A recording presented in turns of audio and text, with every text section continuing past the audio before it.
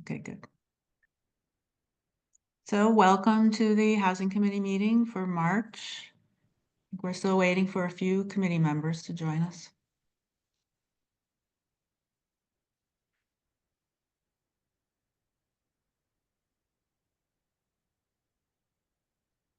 Actually, maybe we're not. Sabina's away. Deborah coming? Deborah is not feeling well. And Lisa? And Lisa is also not feeling well. So I think we can start. All right. Sorry for coming at the very last moment, but I'm glad to see everyone. We basically are going to try to do three things tonight. One is to have our last discussion of the stage one engineering report, where Catherine's going to lead us through another summary of what we've been thinking about. Then we're going to have a little time to discuss what role we might play in helping the town get going on planning for parking. I think something that needs to be done no matter what happens in our committee, but also that is especially important if this ends up with us proposing that they consider building on a parking lot.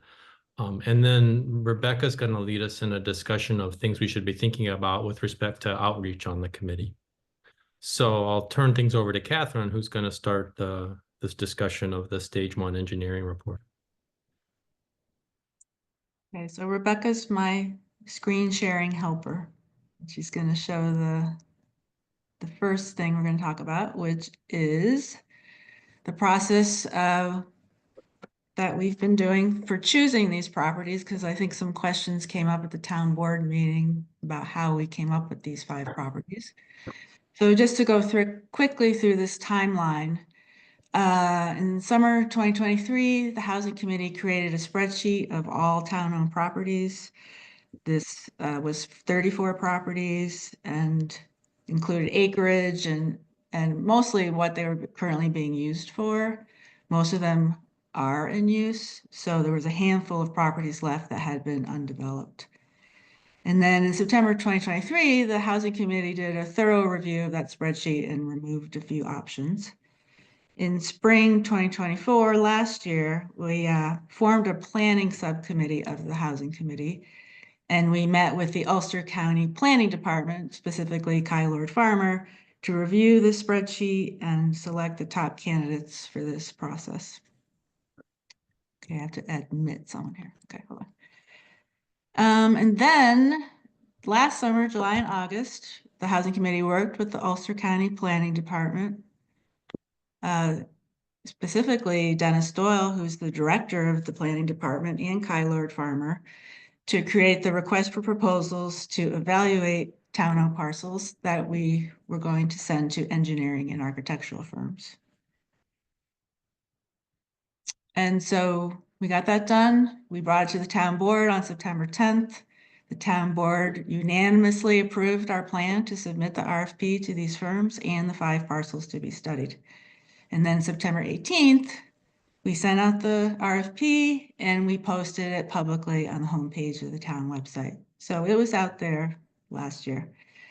And I was really happy to involve Anula Cordes and Bennett Radcliffe, as well as Kai, who's been our steadfast partner in all of this, when we met to score the proposals from the 2 firms. And Anula and Bennett have been really helpful as we've continued through this process in discussing the parcels and reviewing the proposal that Fisher sent us last month. So anyways, in November, the town board approved the selection of Fisher, and in December, contract was signed, and now we're working with them. And I just wanted to show that the town board and Ulster County Planning Department has been very involved in this process. So next up is a review of the presentation that John gave to the town board last week.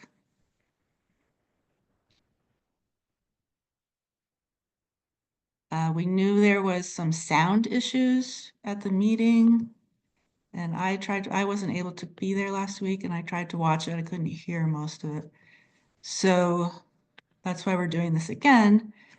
But you'll also be happy to hear that we have revised our recommendation for some of the parcels.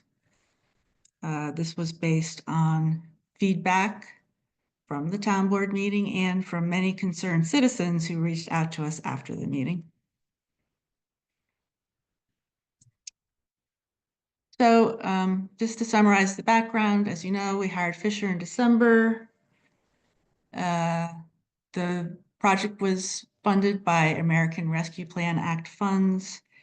And from our community meetings last year, we formulated these goals in creating our vision for affordable housing, which was to preserve the town's character, develop housing that is environmentally sustainable, and also housing that is financially responsible.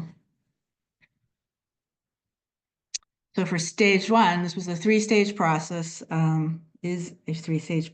which the Ulster County Planning Department recommended we do in this way. Stage one, we looked at site characteristics, including topography, vegetation, and access to services. We looked at the current zoning. I wanted to note that we will also be looking at the updated zoning in stage two. The zoning updates have not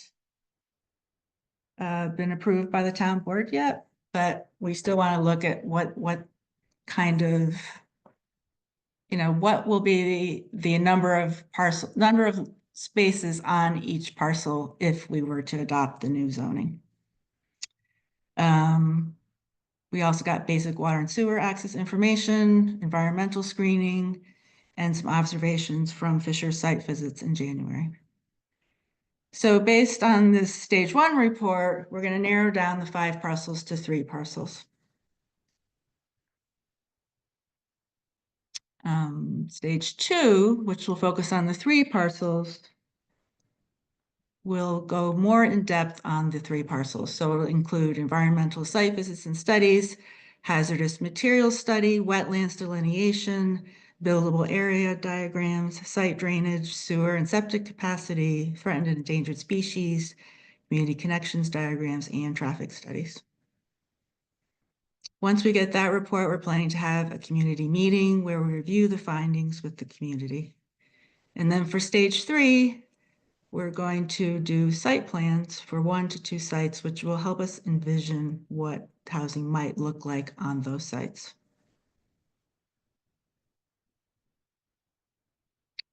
So this is basically the timeline. We're at the end of March. We're going into stage 2, and then we'll be in stage 3, August through November. So as we just said, these are the criteria for stage 1. We can just go to the next slide. And these were the candidates, the Mountain View parking lot, the Rock City Road parking lot, 2441 Route 212, 3-mile class LT 21, which we have now shortened to be called 3 Mile, because we got tired of saying the rest of it. And then Xena Highwoods Road. So we've had a lot of conversation about the parking lots. I also met with Fisher again yesterday to ask them more questions about some of the parcels we were questioning. And asked them to look at some of these parcels with me, which was interesting. So we looked at this site, which is 2.5 acres, the Mountain View parking lot. And we talked about how there's lots of options here for how the space could be divided up. We're not planning to cover the whole parking lot. We couldn't anyway because of the zoning. So there's opportunity. You could put housing in the southern part of it. You could put housing on the western part of it. You could put the housing facing out, so the housing isn't looking into the parking lot, which would be very nice. And you could still maintain a lot of the parking, which is good news. Next slide, Rebecca. So just going through our checklist, it hits all the boxes. And we agree with Fisher that this is a good spot for potential housing. We would have to talk about parking and traffic, which we are. We're going to talk about parking today. Fisher will do traffic studies, and we'd have to figure out where the farmer's market would go. Next up is the Rock City Road parking lot. This is 2 acres. And then when I was looking at this with Fisher yesterday and trying to figure out where would you put housing on this site, it's a tricky question to answer. And there's so much lost space to the driveways. Oh, someone's waiting. I'm sorry. It's very hard to talk and let people in. Oh, Catherine, if you want to make one of us a co-host, we can maybe manage the room, or maybe John can let people in while you present. yeah. Host tools.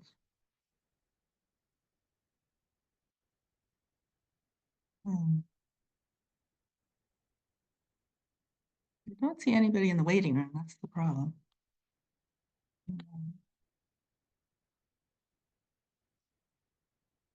Hmm.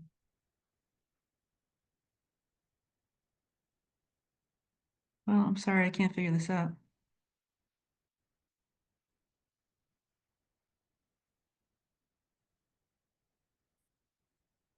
Well, we'll just have to keep going. Yeah, we could take a break after the Anna, presentation. could you check with the person and make sure she's in the right meeting? Because I don't see anyone in the waiting room. Okay, so back to this parcel. Really the best spot if you were to build anything here would be in this northeast corner. But I explained to them that this was next to the colony and there's always noise issues there and it wouldn't be a nice place for the residents to live probably. And there's very little other space where you could put housing, I think. So after conversation and after receiving a lot of feedback on this parcel in particular, we've decided to take it off the list for stage 2. So this was our conclusion last week based on the criteria that we were looking at, but after our conversations, we've decided it's not an ideal candidate. The buildable area is limited and too close to a music venue. Parking fees are revenue for the town, so that would be lost revenue, and we could, on the upside, restripe that lot so that the number of parking spots is increased.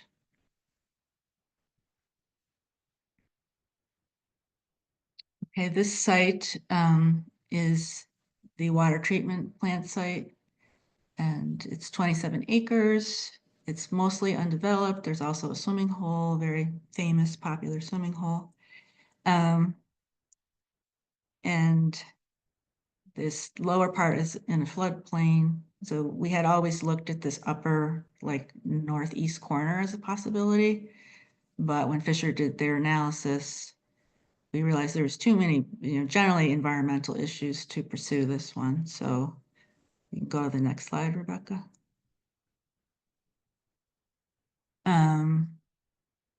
Yeah, so we knocked this one out. I haven't heard anyone say this is something we should keep looking at, so we'll keep going. Now this one has also received a lot of discussion. It's 31 acres, very, totally undeveloped. There, as you can see in the green portion in the center, that those are wetlands, and there's very steep slopes in the eastern part of the portion. So Fisher said that if there's any buildable area, it's most likely on that western side of the parcel.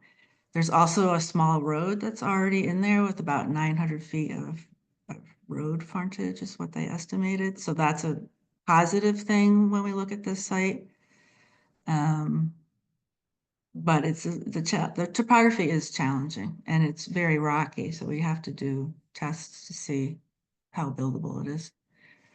On the plus side, it is a 5-minute walk to the UCAT. Okay, I see the person now. Yeah. Thanks, Anna. It is 5-minute walk from the UCAT. It's close to Kingston and affordable stores and services there. We'd have to build water and sewer, which will be expensive, but we thought, based on the community feedback, that this potential for housing here, even if it's on limited acreage, deserves further study. So there's going to have to be a lot of testing, which Fisher is totally game to do.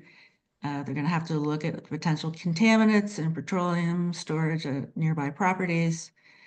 But as we said, the plus side is that there is public transportation, it's close to Kingston, and there's road frontage. Oh, to go back to that, I did ask Fisher also if they could include some rough cost estimates in this next stage. That was not part of the original proposal, but I think it's really important to know, just have an idea of what the cost is of building in some of these, especially these rocky areas. So I think that'll be useful information in July. And then the last site is Xena Highwoods Road. This is 11 acres. It's pretty flat on the northern end and the slopes are steeper on the southern end. It's also, there's a lot of trees. But next slide, Rebecca. It's not close to public transportation. It's not too far from the town center, so that's nice. On the upside, there are no wetlands or floodplains. The zoning is good. Maybe it'll get better when we update the zoning.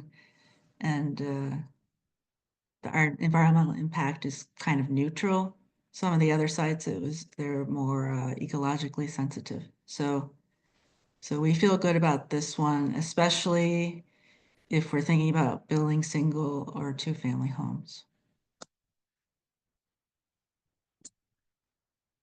And so our revised recommendation for stage 2 is the Mountain View parking lot, Xena Highwoods Road parcel, and the 3-mile parcel. Does the committee have any questions or comments? None from me. Okay.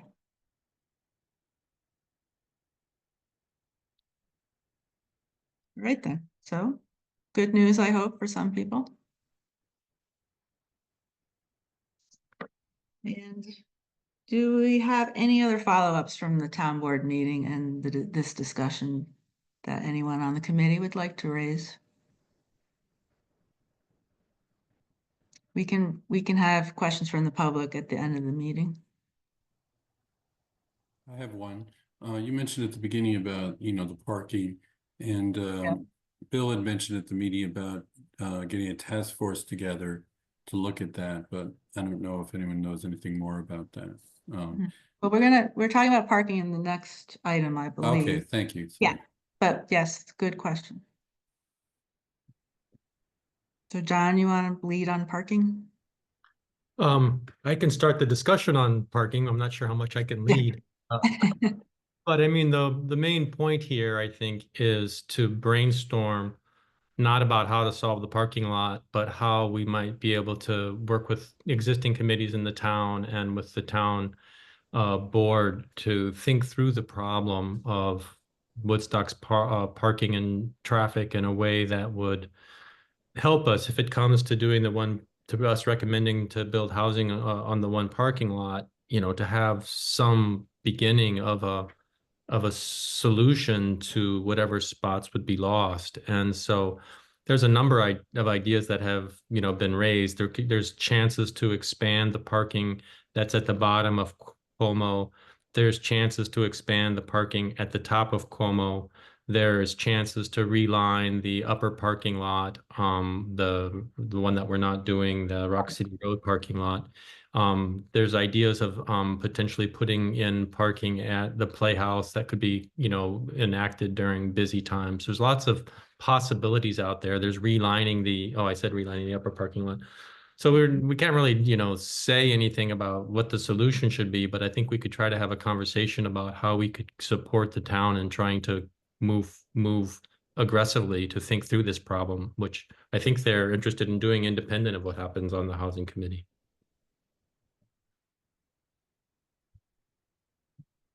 To answer Gregory's question, I don't think we've heard more about a task force, have we, John? I don't think so. But the committee, they said there's the Smart Streets Committee. I don't know. Complete Streets, right. Streets Yes. Committee.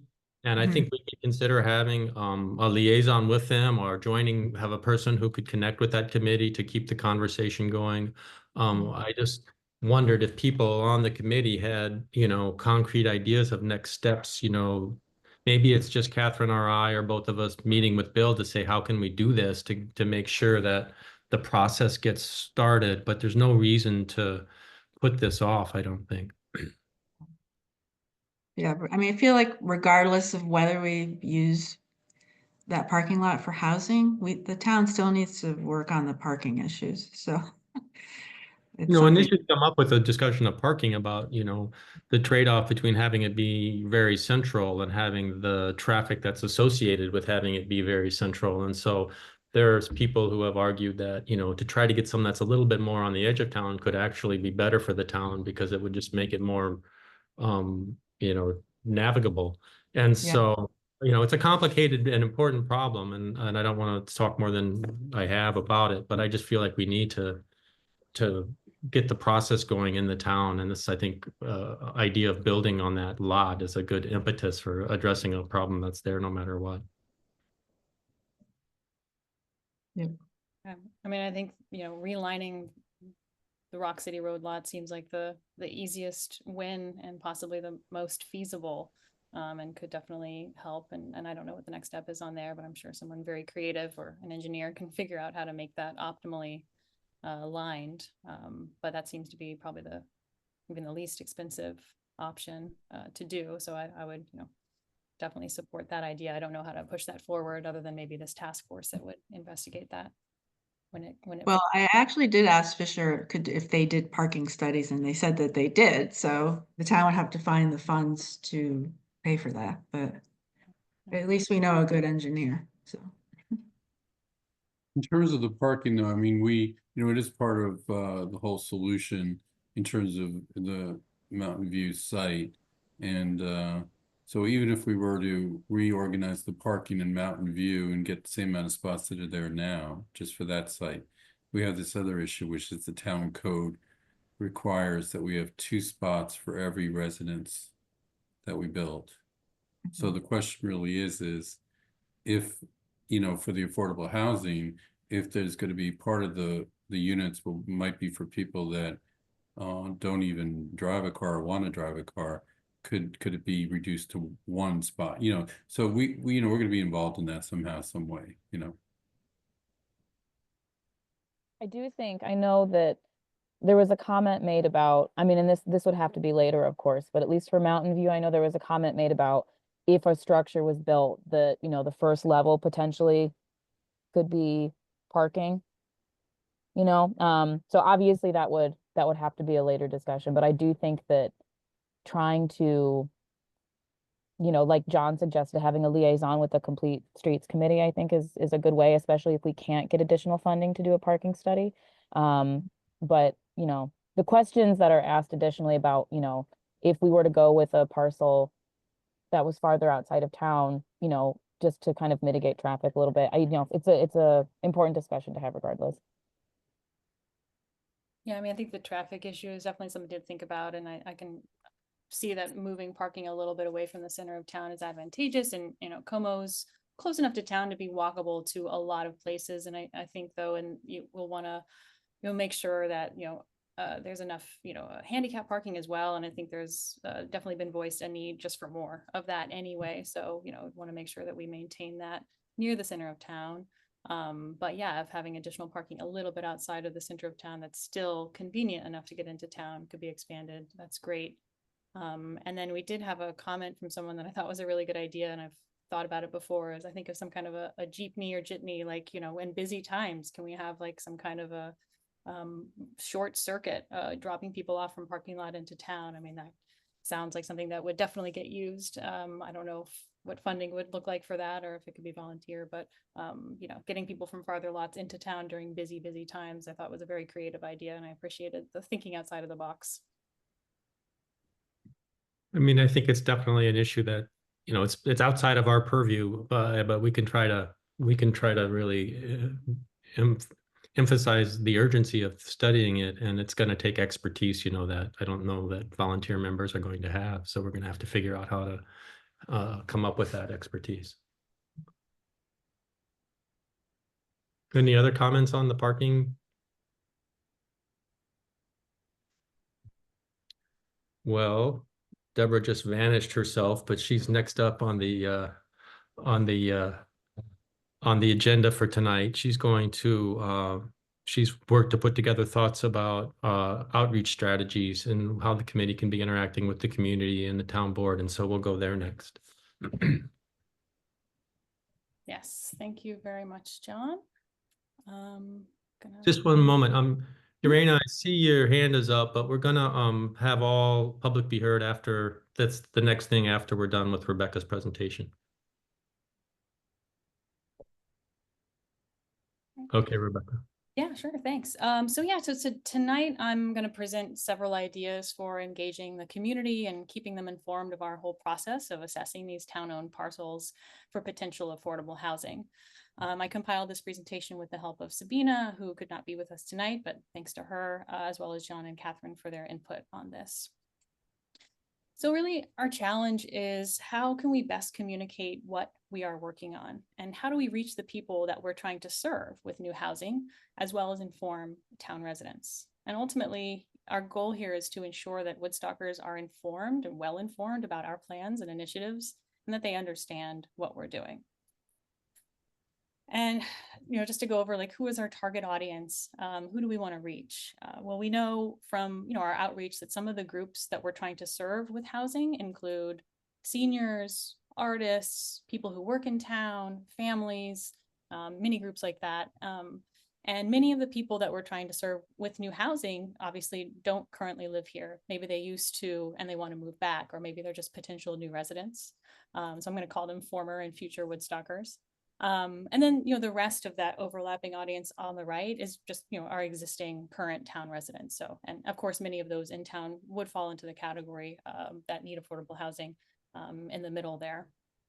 And who we're trying to serve. So I think thus far we're reaching that, existing town residents pretty well. I mean, they responded to our surveys, they're coming to our events, they show up at meetings. They're also relatively easier to reach in a lot of ways because they are concerned citizens, so they show up. So my suggestions today are perhaps more directed at that audience, people that are in Woodstock, whether they're town residents and or need housing. But at the end, I'm going to bring up the idea of reaching out to those people on the left here who do not currently live here in our community, but maybe want to. So I'm going to go over a few proposed strategies for outreach that I think is going to make us successful here. So as important as it is to think about how to reach our audience, we should first, of course, ensure that we are clear on what to say in our communications. We can't communicate unless we have a clear message to send. I'm working now on a document that's going to house a series of talking points related to this whole process. This will combine and summarize all the feedback and inputs to this process so far, as well as attempt to address common questions and feedback that we've been receiving. What this document will do is give us, the committee, a common set of talking points, kind of a playbook, much like our HRNA advisors helped us with last year. And that's going to ensure that everyone on the committee is really on the same page with the same information. This document will, for example, include a recap of the list of questions and issues raised at the town board meeting on the 18th, where we presented, as well as answers given at that meeting. And it's my goal that we refine those answers to those questions, because that's probably indicative of the kinds of responses that we're going to get from the rest of the community at large. So overall, I think this resource will really help us to have a unified lens from which to communicate via the various forms I'm going to go over later. And then just to say that I think to make this kind of talking point document more robust, I encourage committee members to, talk with your neighbors and share what they're saying and what they're asking you. What have they heard and what do they know already? What do they want to know? What's not clear in our messaging? And I think that'll really enable us to develop messaging that addresses what's being talked about in the community. So I think, first of all, we should absolutely take advantage of in-person events and information sessions, much like we did last year. We had some focused, smaller focus groups, as well as a larger event with the community in the summer.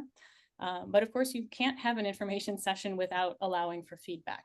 So as much as the town residents want to hear what's going on, they also need an opportunity to express their feedback. Woodstock is a town of passionate people who have big ideas to share, and they really crave a platform to speak out. In my day job, I work in change management, so I understand resistance to change. Bringing people into the process as early and as often as possible and reflecting their feedback is key. Later on, I'm going to talk a little bit about some local groups that I think we should stay connected to and can learn from. And one of those is the Youth Center Task Force. So I actually wanted to share a story related to them that illustrates the importance of engaging the community meaningfully. So last year I attended a small listening session held by that task force in which they engaged some specific groups of stakeholders for initial feedback. And our group for the housing was with the group of neighbors who lived in the near area. And there was one neighbor who had expressed some concern about many of the factors that might affect, their home, their street, and the community at large. And they were given the floor to express their concerns. Months later, when the task force then presented their final concept with the design firm, I saw that very same neighbor get up and voluntarily speak up about his support for the project and his appreciation for the task force in addressing that feedback. So I mean, this turnaround really happened because they sought out that feedback. They made sure people knew that they had been heard, and they addressed the feedback in the final product. And you just note that I'm saying that we can only really address, obviously not resolve all concerns. We're never going to please everyone with whatever the final outcome is, but we can make informed decisions by listening to the community in a holistic manner and sharing our process transparently, and increase our chances of hopefully turning critics into advocates. So again, coming myself from change management, what I've learned is that you can really never communicate too much or too often. Clear and readily available information is fundamental to our success. So here are some ideas that we can get the written word out about this. So we have our newsletter, and that gives us direct access to a very involved and interested section of the community. I think it's just under 500 subscribers, pretty good size, but still probably somewhat limited. We should definitely keep sharing the link to join our newsletter. I did this at the Zoom town board meeting, and I encourage everyone to keep doing that, and I'll try and pop the link in this chat as well. But I encourage everyone we interact with to encourage others to sign up for information from us. And I think some of the main goals of that newsletter should really be to inform people of recent happenings, invite people to get involved, and inspire people with stories of success in other communities. And that's what we've been doing so far in our newsletters. So flyers, related to that, I think we should refresh and keep up flyers in town, maybe with a QR code linking to our email newsletter, and have those handy to distribute at events we attend in town. Like yesterday's Youth Center Task Force meeting, I was there and affordable housing was mentioned, and I wish I had little handouts to give to people so that they could stay informed. We already have a flyer that may still be usable from last year's community event, so it's pretty easy to do, and we can just give all of our committee members a stack to take with them. Oops, sorry, I did go forward on that. So I think we should monitor feedback and coverage in local news outlets, so Daily Freeman, Hudson Valley One, the New Overlook, and respond where it's helpful to clarify any misunderstandings. Maybe that's a letter to the editor or being proactive in reaching out to reporters. I think we should monitor social media conversations and reply with context wherever helpful. Maybe perhaps consider engaging officially on Nextdoor, or at the very least use that platform maybe as a barometer for some of the more vocal and outspoken viewpoints that we'd likely be hearing from in this process. So this idea of a dedicated website is something that we've discussed for a while. And last year, John and I met to talk about some of the elements that would go into a website dedicated to the Housing Committee. Thus far, we have our space on the town board website, and of course, it's no secret that the town board website is a little hard to navigate, and they're working on that, of course. And it's in its current state, not a great way to feature our resources. We appreciate the platform, of course, but I think we really need to create our own dedicated space to house all the information that we want the community to know along the journey. We have a lot of materials and resources, and we really want those to be presented in a clear and logical way.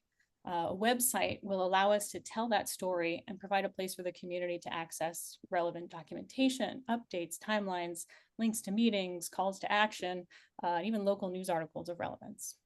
I was really inspired by one particular community's website in Wellfleet, Massachusetts. I think Deborah had turned us on to that one. I'll try to pop the link in the chat as well. But their website is a model that I think we can learn from. I don't think our site will be as complex as theirs, but they do some things very well on that site. So, I mean, I believe that we can put together a site that's really as simple as it absolutely needs to be, and mostly focus on town-owned parcels right now. So if the committee thinks and agrees that that's an effective medium of communication, I think I can commit the resources in the next month or two to pushing that idea further.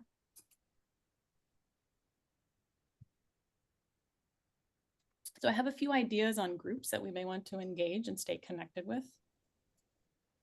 I already mentioned the Youth Center Task Force. They have had, in my opinion, a really thorough engagement of the community via surveys and several community presentations. I think their model for connecting with the community is one that we can learn from. I also think that we have similar goals in mind as far as development and generally just contributing to the future of our community. The Chamber of Commerce, which is represented by Rachel Marco Havens, is definitely an organization we should stay in touch with, connected to local businesses who are having trouble finding employees who can afford to live here. I know Rachel herself is very vocal about displacement and bringing former community members back, so I think she's definitely an ally in this. Home share, obviously, clearly, our audiences are very similar, if not identical. We should definitely continue to cross-promote and find ways to partner with them. Complete Streets has been mentioned, especially with all the talk of traffic and parking considerations. So we'll continue to see how we can engage them. As Catherine said, she had already reached out. So a group that we look forward to being involved with. And then, of course, the town board, we really do need their support and guidance and should continue to keep them abreast every step of the way. So as I near the end of this presentation, these are some of the primary ideas that I've been having for publicizing and educating the community on this initiative. But kind of thinking back to that Venn diagram at the beginning I showed earlier, I mentioned, our audience is those people that we want to serve with new housing. Some of those people live here now, many people do not. And we do seem to have a lot of input from existing residents, but I would encourage us to brainstorm ways that we can reach those former and future Woodstockers, the people who grew up here and want to move back, the hopeful one day Woodstock family, the senior whose home became too much of a financial burden, or the local restaurant employee whose rent went up and had to move away. How do we reach them and ensure that their feedback and needs are heard here so that we can serve them? I think that's a bigger challenge, but it will definitely become crucial as we get closer to this project's fruition. And then last slide here, looking ahead, in addition to this topic of outreach on town-owned parcels, I do think we should continue to think about ways to engage and educate the community on the idea of affordable housing more broadly. So that could look like a series of webinars or community discussions on topics relating to how affordable housing works, eligibility, zoning, and even highlighting examples of successful developments in other communities. So those are my ideas, and thank you for your time. And I definitely look forward to your feedback. Thanks so much, Rebecca. Do any of the committee members want to respond or make suggestions? Anna?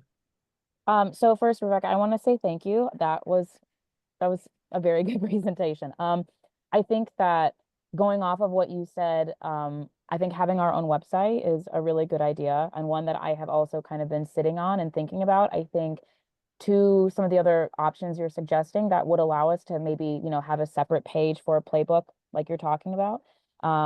If we wanted to have, I know we were discussing the potential for getting feedback via a survey through MailChimp. And so if we wanted to do that, we could also have, a separate page on the website for something like that. So I think that would be really beneficial. As far as reaching former and future Woodstockers, I do think maybe if we worked on a schedule for regular posts, in having like webinars or highlighting successful examples, I think we could look at having a regular schedule for posting and engaging the community like that. So maybe not just putting it like in the newsletter, but also regularly posting on Facebook. We could also utilize other platforms, I think, in perhaps a more effective way. So Instagram, I think, would be an option. I know that a lot of my friends who are, I would say, young 20s to mid 20s who can't really afford to live in town utilize Instagram quite a lot. So I would be comfortable assisting with that. I'd be comfortable assisting with the website too, if you want. It's a lot of work. So I'd be happy to help out there as well. As far as parts of our demographic that might be a little bit on the older side, I'm not as familiar with Nextdoor, but I know that a lot of people do use it. So we could consider maybe utilizing Nextdoor. I know that there are mixed feelings about that.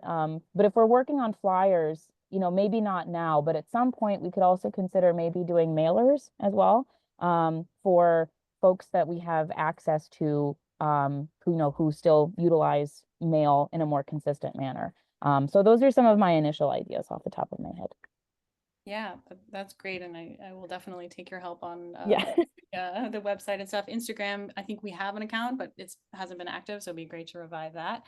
And yeah, I think maybe more regular posting just to kind of stay, you know, increase people's awareness of what we're doing. I was also thinking, and I don't know about this idea, but can we sort of be a resource for people looking for affordable housing, in the sense like if there's like a grant program or something like that, or a first time home buyer thing that we hear of, can we help, you know, promote that or publicize that? Just anything that we think can help people with affording to live in town. I don't have a lot of great examples, but sometimes I see them like, oh, that would be helpful. Yeah. If Repco has a lot of those right, programs. yeah, Yeah, we exactly. have promoted some of those in the past, so We we have, could do yeah, so we could, more, I you know, think. keep that up, Yeah. or have like a page on our website that's like opportunities that people could go to, resources and things like that.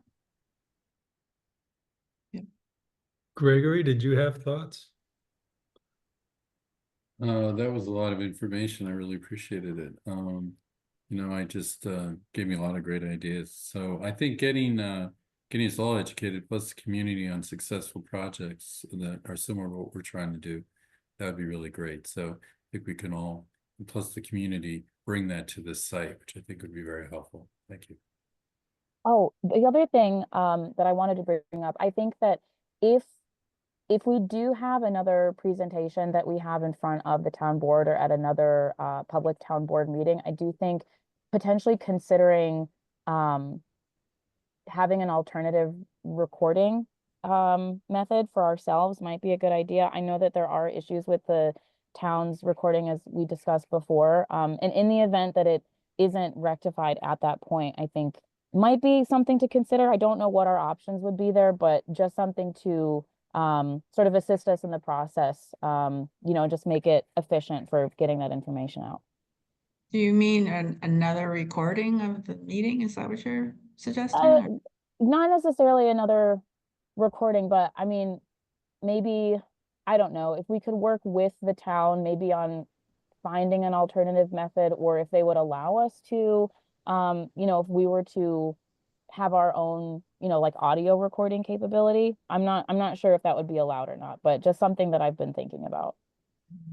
I think, yeah, I mean, I know what you mean. I think when we were seeing that we were having technical issues, I was thinking, you know, worst case scenario, could we just re-record that presentation and post it? And I think we could definitely do that for anything we really want to clearly present. We could have our own version as well. But luckily this meeting, I think, was good timing, and this is a good platform as well to redirect people here. But yeah, I think thinking about other ways we can sort of broadcast what we're doing on our own avenues is a good idea. Catherine, did you have any thoughts you wanted to add at this time?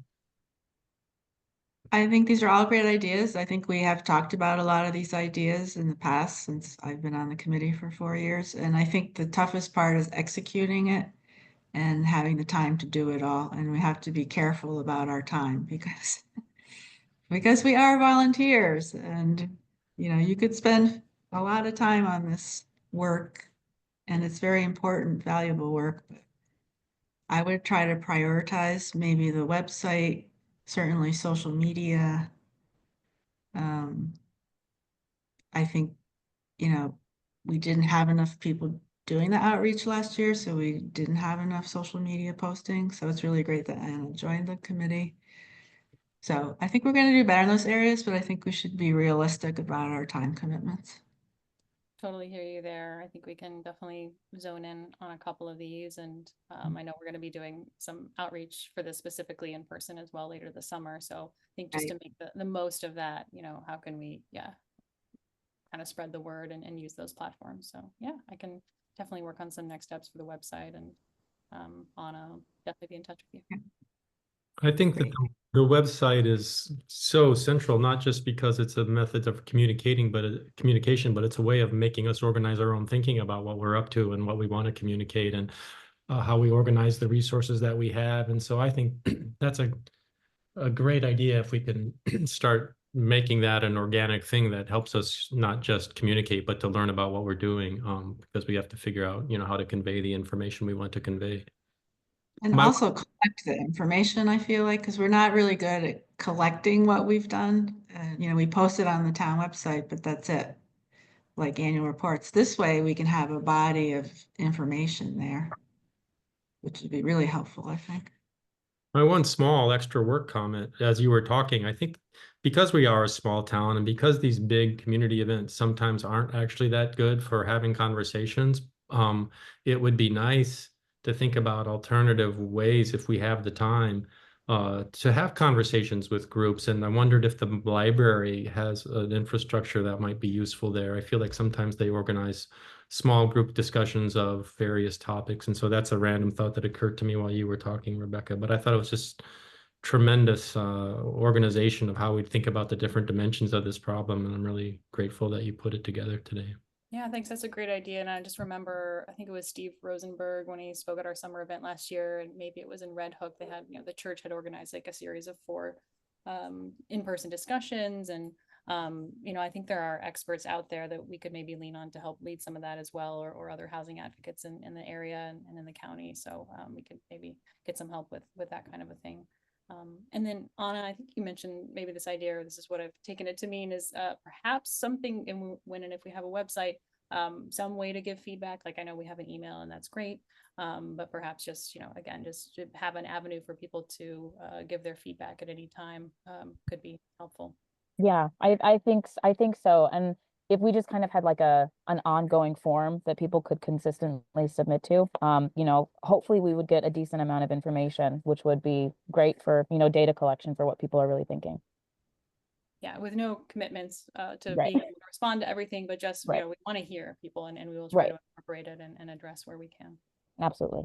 Great thing about having a website like this is that it could be a great resource. We have a lot of floating pieces of information, all of us, about all things, and with systems of storing it, putting it here and there. But like when Kirk mentioned about this report Complete Streets has about the parking, we got to get that, put it in the site, get all the things, if somebody has a story about a great, and Catherine, you sent one out about Pine Hill. All that just gets put into a resource, and one-stop shopping would be really helpful. I think that's a great Unless idea. it exists already. Does it exist already? I don't think so, right? Well, not for Woodstock. Yeah. I know in a couple of meetings ago, maybe it was more than that, we were talking about sources of funding. And so I think it would be a great idea as we come across them to create a list that we could look to once we are at the stage where we may want to apply for funding. Yeah, I think some of the most successful websites that I have seen that provide information to folks like that, whether that is like a state website or like a nonprofit, they kind of have their own sort of like library sections, so we could maybe have a separate page that would act in that capacity. And I think that would be great. So I think that's a great idea, Greg. In Kingston Business Park is happening over in Kingston with Steve Noble, and they've got a lot of great reports there that we could take advantage of. One, they did a whole report about the demographics and workforce housing and different types of needs. Now it's a much bigger town than ours, of course, but having something like that in there could be really helpful to use as a reference. Yeah, it's a great idea. I remembered, and I think it might have been that same organization had, released something that was called like Closed Schools, Open Minds. And I think it was sort of the idea of maybe repurposing schools for housing and things like that. So yeah, there's definitely a lot of a lot of good ideas that we could also post for people to learn about. Okay, are we all set, or does anyone have any final comments? I think we're All good. right. The next item on the agenda is to find out if anyone objects to Catherine's minutes from the last meeting. You better not. Anyone want to propose that we, how do you do it? Do you accept the meeting, a proposal to accept the minutes? I propose that we accept the minutes. Do Second. we have All Aye. right. all in favor? Aye. I object. All right, so the last is the public be heard. The norm on the committee is to take a list of people who would like to talk, and then each person gets about 2 minutes to express themselves. So could you just use the hand raise feature or something, and I'll get the list? No one wants to be heard today? Yeah, I do. I don't Who's know if talking? 2 minutes is an appropriate time, but That's Urena. your, And then I Okay, who also else would like to talk besides Urena? Amy, did you raise your hand? I, Um, and I'm trying to figure out how to raise my hand here. all right, just who else? Who's the iPhone? Oh, it's Lori Osmond. All oh, right. hi. Hi, Lori, yeah, we have Urena and Amy and Lori so far. I think George raised his George also actual was hand. just trying to put my hand up. Yeah. George is up to talk too. I think that's everyone except Francesca and Kirk. Kirk, did you want to say anything? No? Okay. Francesca, you're good tonight? All right. Yeah, no, we're going to try to stick to the 2 minutes. If people feel like they have a lot more to say than that, then we'd welcome an email kind of explaining their points of view. So we'll go in the order on my list, which is Urena, Amy, Lori, and George. I'll put a timer up for you, so you can refer to that, John. 2 minutes doesn't seem like quite enough, but I will race through what I can. So I'm happy. I was very alarmed at the last town board meeting presentation, and I'm happy that you guys have listened to the town board and community feedback and have updated your choices. I had a couple questions, which I thought you were going to offer that earlier to this, but how many final properties will you be recommending in the end? So it depends, but it's only one or two to get evaluated in the last stage. So this stage has three. The next stage they're going to do In the end. in the end, we can get up to two proposals. Okay, what is your overarching goal for new building? Like, are you thinking of big development or multiple small buildings when you? Well, that's a site-specific question, and I feel like over the next few months, those kinds of questions will start getting more information about the engineers, about what's feasible on the different sites. No, that's not what I mean. What I mean is, what is your overarching goal as the housing committee? We had a goal and we thought about lots, like more small developments in multiple hamlets. Not one big development in one hamlet or one location. So my question to you is, again, what is your overarching goal for new building? One building development or multiple small building developments? I mean, I would basically, I'm speaking for myself now. Others on the committee I mean, can. the housing committee, what is your guys? But we do not have a master plan for how many hamlets we want to go in. And my own view is that this is a kind of a balls in the air problem. And then whatever we do in this particular project we have going on now isn't the end of it. And that building ourselves isn't the end of it. There's other strategies for addressing housing. So I'm taking a very narrow view personally about what can we do with this particular project, but that doesn't seem to me like the solution to anyone's problems, but just part of the bigger picture. I don't know Okay. if other people would want to add to.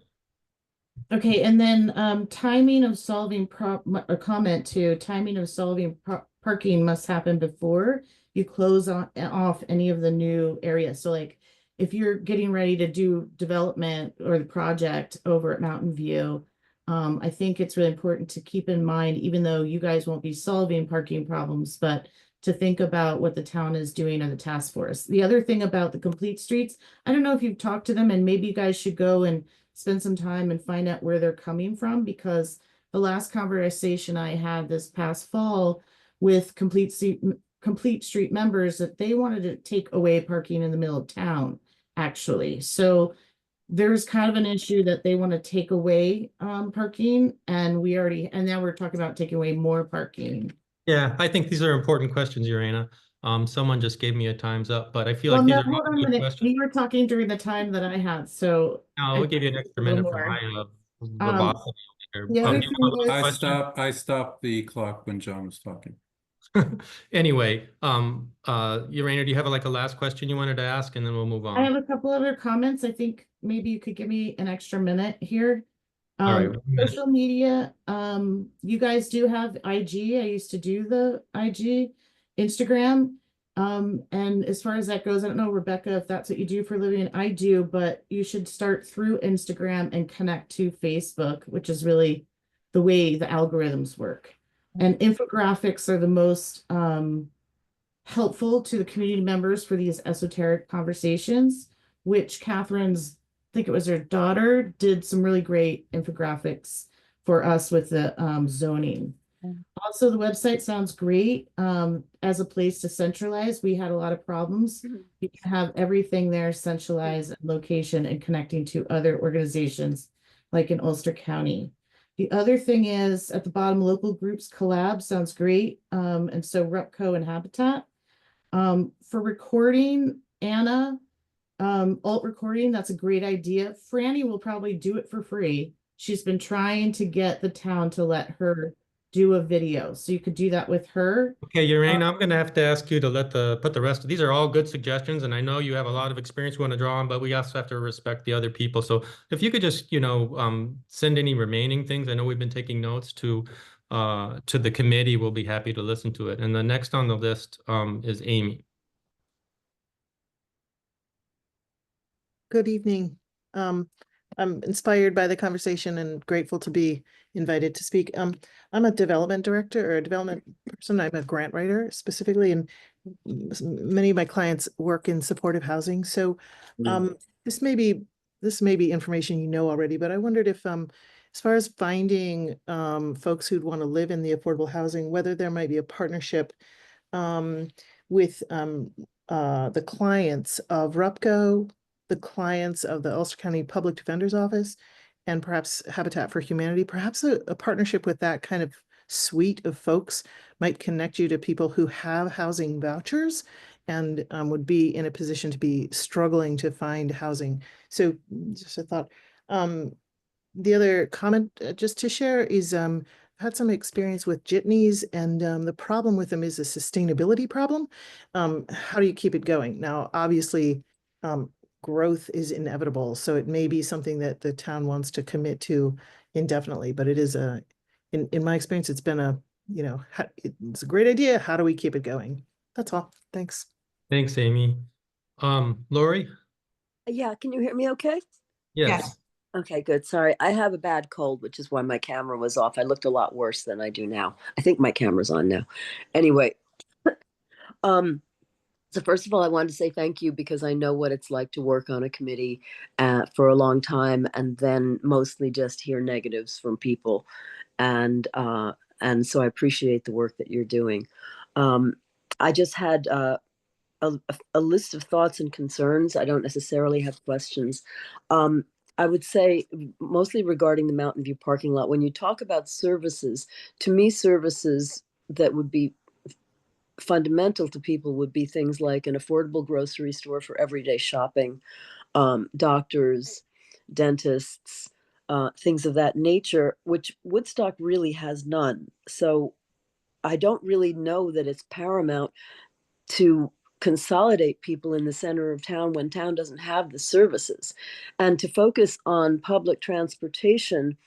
I know that there is a UCAT. I took a look at the schedule. They run from roughly 6 a.m. to after 8 p.m. So they run about 14 hours.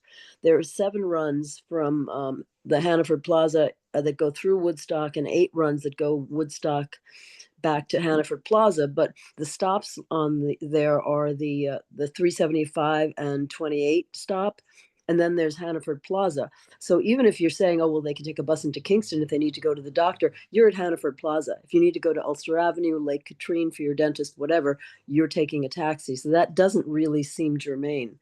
I would guess most of the people on this Zoom will grocery shop at various stores in Kingston, whether you're going to Aldi or Walmart or Adams or whatever, and not just at Sunflower. So I think it's important to realize that being in the center of town is not critical, and a lot of the people do not necessarily work in town or and have jobs elsewhere. So we are in a rural community and need cars. Is that my time? Yes, but we're very generous tonight. So if you have a couple of comments. I'll talk really fast. I do think that there is a problem with parking already. Town can be very congested, and I hope the Fisher and Associates observed it on a summer weekend. If you do put a lot of parking outside of town, you're not necessarily taking into account older people who are not handicapped or people with strollers. It's a long way to go. And a jitney, I don't know that the town would come up with a budget for vehicles and drivers and things like that. Um, the other thing is, if you do, as you said, zoning requires parking spaces per unit, and if you were to say, well, a certain person doesn't require a car, would you then try to run with the deed that unit would never require parking in case it turned over and somebody needed parking? So if you're going into Mountain View, then you have to provide ample parking space for visitors to town as well as the residents, and that just seems like it's creating a problem. I also think that taking away parking, as much parking as Mountain View has, would really impact some of the local businesses. Lori, can I ask you to make your one final point? Yeah, my And one then just send the rest to us by email. sure. My one final point is that there are two adjacent lots near the 3 Mile point that would require an easement through the corner of the Sudbury property, and those two lots total about 76 acres, and I was wondering if those were considered at all. We Okay. did look at those in the beginning. And we knocked them out because of the lack of access. They Okay. also have a lot more uneven topography. They're really steep. And Yeah. we're going to go to George. No, thank you, Lori and Amy. Thank you. Sorry for being so wordy. And George. There is access, but Oh, hi, John. We have exchanged a lot of things by email, as you remember. So I just want to make a couple of points. Firstly, I meant to mention this earlier. The emails you've been sending are terrific, I think. I'm just wondering how big your email list is and how many people open your emails, because I know, because I've run those things, that you can see how many people open them and how many people click on any links. Second point, surveys. The STR survey, which Laura Ricky ran, I believe, got 524 responses. I was horrified to learn yesterday that the Youth Centre Annie Lee Field survey got only 82 responses, which is terrible. But I think the idea, in principle, of doing a survey is a good one. Second point, I think sometimes, like at the town board meeting, people tend to forget that at this phase, the housing committee is looking only at town-owned properties. So issues in hamlets and everything are a different thing. And we know you're not going to solve the whole affordable housing thing. You're going to build, I don't know what, I guess we'll get an estimate, maybe 20 units. I think my final thing is just to point out to people who don't know it, and I've told John this, that the Xena Highwoods Road, Xena Highwoods property and the 3 Mile property are both in the Kingston School District, which means higher taxes, and also certainly the Xena Highwoods Road is in the Kingston postcode. It's not even part of Woodstock for a lot of those people who really complain about that. So yeah, that's all I wanted to say. Thank you for all the work you're doing. I think it's great. Thank you, George. Thank you all for contributing your thoughts tonight. One thing I'd like to say about what's happening next that I think sometimes gets lost, because we look at these lots and we start thinking about things related to the kinds of communities they could serve and the kinds of logistical challenges they would face and the kinds of trade-offs they present because of their location. But what we're at right now, in my view, is trying to understand what's feasible from an engineer's report. And it might turn out that we're having a lot of conversations about things that really actually couldn't happen in a way that's affordable. And so I think we really want to communicate that this next stage is really important for understanding what's feasible from an engineering perspective. Some of these lots present different kinds of challenges than others, and we don't really understand them. So some of the trade-offs that people want to talk about tonight are really important and really the things we may hopefully need to talk about, but right now we just don't know what's feasible, and that's what's coming in the second round of this study. So I hope people bear that in mind as they think about some of the issues that are important to them. Thanks, John. So I have another half hour of thoughts to share. I hope you guys are just settling in now. Does anyone else want to say anything before we adjourn? Anna? Just really quickly, just to address one of Lori's comments really quickly, I do, at least for me personally, I know quite a few seniors in town who do utilize UCAT on a pretty consistent basis to get into town. So I understand that it has limited stops, but we do already have a lot of people in the community who do depend on it and use it pretty consistently and very frequently. So not to say that, anybody who might be living in any kind of development that ends up going forward would use UCAT exclusively. I don't think that would be the case, but I do think that it is important to keep an open mind to making sure that it is at least accessible in some capacity for the folks who do need to use it. And we're probably going to have folks of all different demographics who are going to be living on these properties. So, for my perspective individually, I do think it's important to make sure that we keep that in mind. But that's my individual opinion. Yeah, and I'll add to that. I think, if housing were to happen, central to town, it's a great candidate for worker housing. Obviously, I don't know actually how you select for that, because I don't think you can, actually literally select for that. But I think, that's why we have some more rural options, because we know that people love Woodstock for how rural it is, and that's a nice option and a beautiful place to live. So it's good that we have, a couple of different options to at least investigate and see what's possible.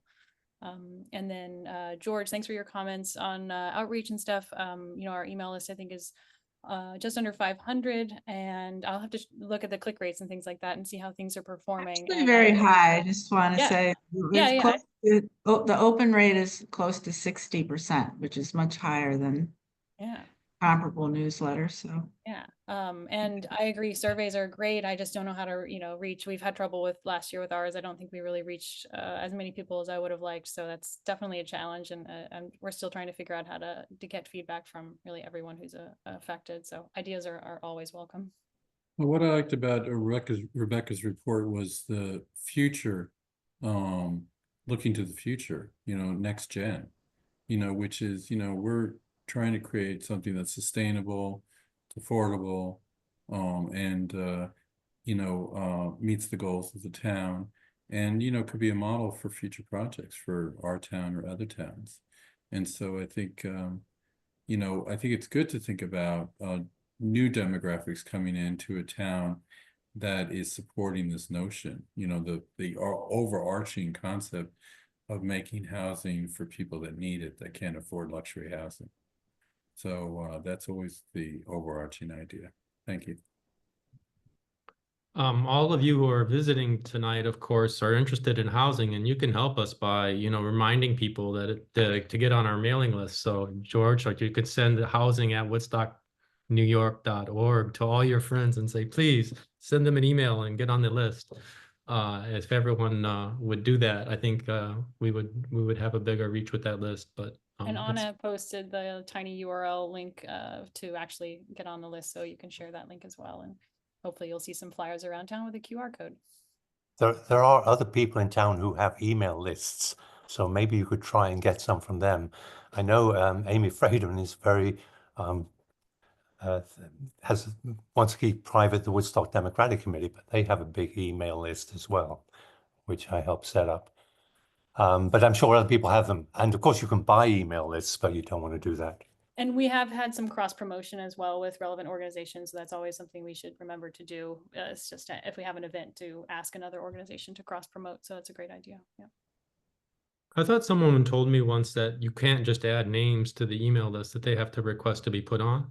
that's correct. Yeah. So we can't really do what you said, George. We need people to request to be put on the list. Yeah. We didn't hear what you said, George, because you were muted, but. I was kind of laughing. That's a nice way to do things, John. I wish other people did. I spend half my day unsubscribing from emails that I have not asked to be on. Sure. But we're nice people, so we don't do that. Any other final thoughts?